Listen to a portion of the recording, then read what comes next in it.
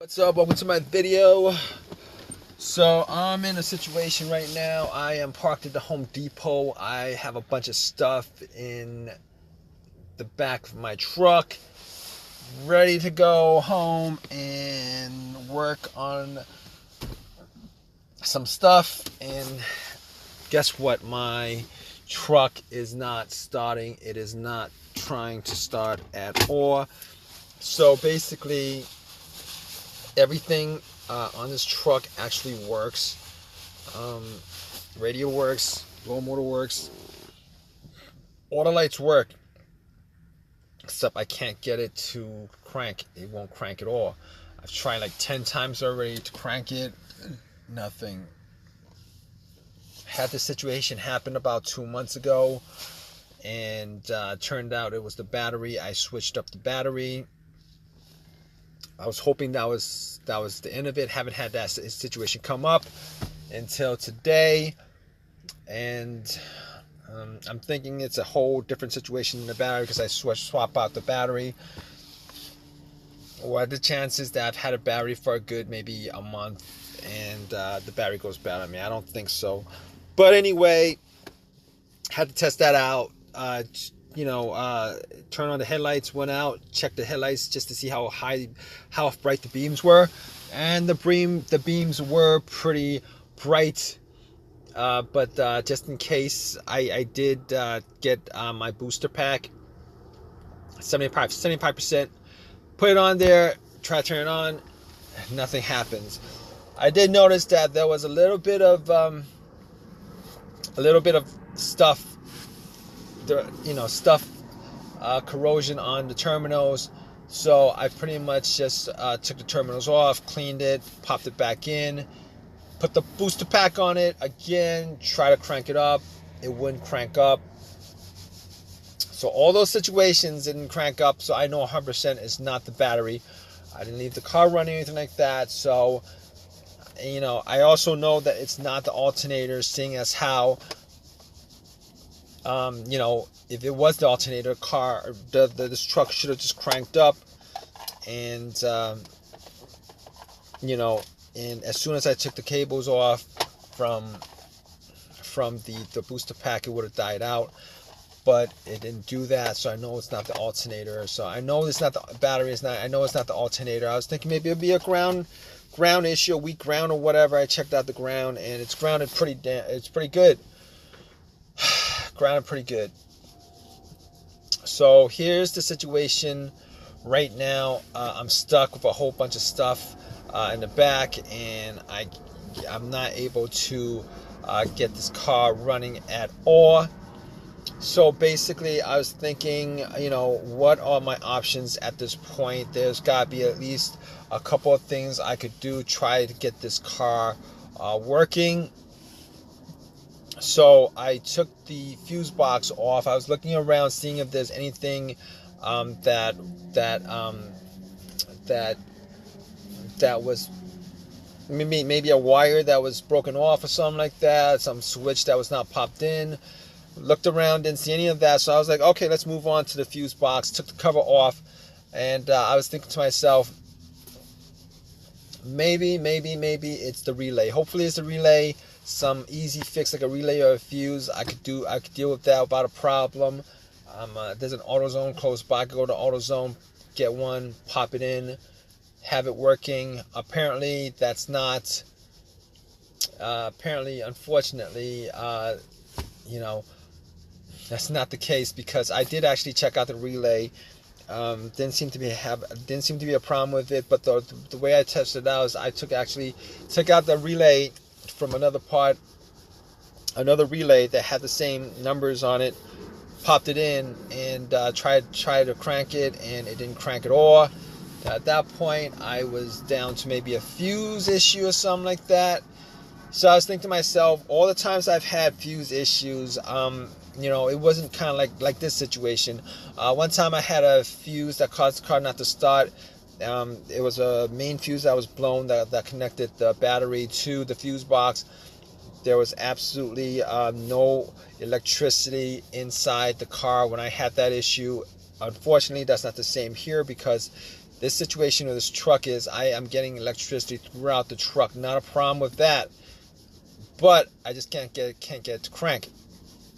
All right. The other fuse issue that I had previously was on a car that I had, and it cranked up, but it wouldn't turn over, meaning that I couldn't get it to run at all. So that problem there could not get the car to run. Found out that it was the fuse to the fuel pump, either that or the ECM. It was a while ago.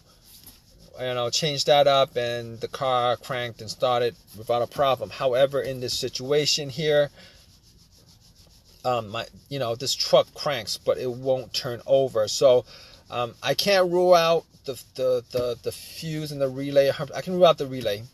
I can't rule out the fuse 100% because I don't have a fuse tester on me. I could probably get one at Home Depot. I'm not sure where they sell in the electronics department. That department where they have all the wires and the fuses and stuff. I don't know. I don't think they have it there. But anyway, at this point, I'm down to the starter. Now, I had the starter swapped out like about 6 months ago. I had swapped out 6 months ago. Granted, it was a refurbished starter.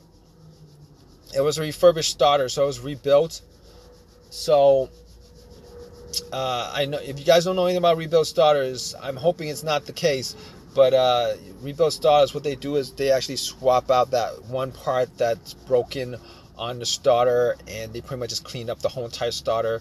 They don't replace any other part besides that one single part that's broken, and they'll just call it refurbished. That's what you're getting pretty much, as far as I know.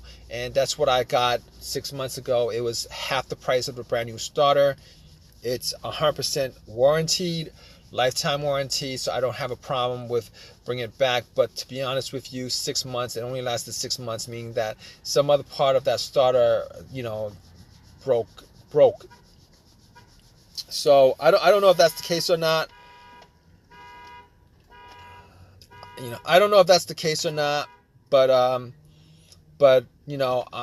this point, there's no way for me to test out the starter. I don't have a crowbar, a long enough crowbar to actually bump it. I mean, I could probably go to Home Depot and get a couple of things, but I'm not going to do that right now. It's about to get dark, and I'm going to need to get AAA out here to tow it with all the stuff in the back, and get home, and then I'll figure out what to do about that. But that's going to take a couple hours. If you guys are in the same situation, thought I'd make this video for you guys. Hopefully it helps you guys out, but stay tuned. I'm gonna give you guys an update on this whole entire situation. All right, I'm gonna give you guys an update on this. So basically, I waited 2 hours for AAA to tow my truck. Got it towed back home, and I did some work on it. Tried to boost it up the next day. Tried to boost it up with a booster pack. My booster pack that had it at 100%. Tried to boost it. Nothing happened. I had a bigger booster pack in my other car. And tried to do that, and nothing happened. So I knew at that point it was not the battery. Just needed to rule that out. Tested all the fuses. All the fuses were good. The relay was good. Didn't need to test that out. But at that point it was the starter. I took everything off. Ran a line from the battery to the starter, just trying to see if it actually does anything. I heard nothing from it, so I knew at that point that it was the starter that was the problem. All right, took the starter off, went to AutoZone, had them test it out, but I didn't really need to do that because I've tested out starters before. But it was definitely the starter that was the problem. I was thinking about maybe spending $300 getting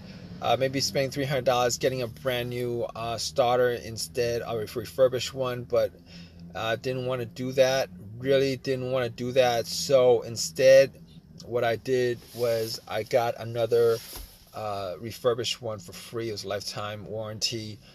So popped it in, got it started. It works. Everything works. Haven't had a problem with it since. So I'm gonna say these starters that I refurbished, man, I couldn't tell you how many refurbished things that I've gotten where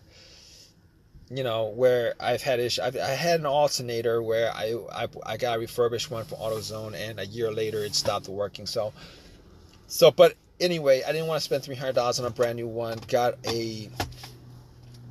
another refurbished one. Hopefully this one lasts longer than the one I got. But regardless, if you guys want to leave a comment, please leave your comment in the comment section. Please give me a thumbs up, and please subscribe, guys. All right, take care.